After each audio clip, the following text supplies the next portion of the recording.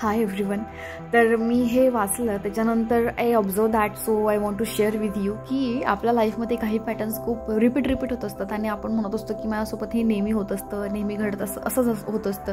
तर हे का होत असतं ॲक्च्युली त्याच्यामागे रिझन असतं. So we have to know that.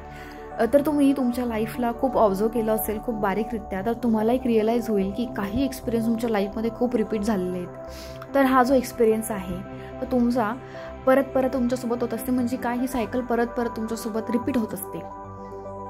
म्हणजे ते सेम परत तुमच्या लाईफमध्ये होतील, बट जे पीपल त्याच्यामध्ये इन्व्हॉल्व असतील किंवा ज्या कॅरेक्टर्स तुमच्या लाईफमध्ये ते इन्व्हॉल्व असतील त्या सीनशी रिलेटेड, तर ते पीपल चेंज होत असतील, राईट. त्या एक्सपिरियन्सनुसार ते चेंज होत जातील आणि ते एक्सपिरियन्स तुम्हाला डिफरंट रीतीने तुम्हाला कळत जातील. बट पॅटर्न एकच असेल, फक्त एक्सपिरियन्स आणि पीपल त्याच्यामध्ये मॅटर करतील आणि ते वेगवेगळ्या रीतीने तुम्हाला ते शिकवण्याचा प्रयत्न करत असतात. आणि त्या पॅटर्न्सकडे जरा बारीकीने लक्ष द्या. तुमच्या लाईफमध्ये जे घडत आहे ना त्याला लक्ष द्या. तर तुम्हाला ते सायकल ब्रेक करायची, त्या पॅटर्न्स ब्रेक करायचे तुम्हाला. येस. तर जेव्हा काही निगेटिव्ह सिच्युएशन परत तुमच्या लाईफमध्ये होत असतील, तर याचा अर्थ आहे की तुम्हाला तो धडा शिकण्याची खूप गरज आहे आणि त्यातून तुम्हाला काहीतरी शिकायचं आहे, तुमच्या लाईफमध्ये ते इम्प्लिमेंट करायचं आहे आणि तुम्हाला चेंज करायचं आहे.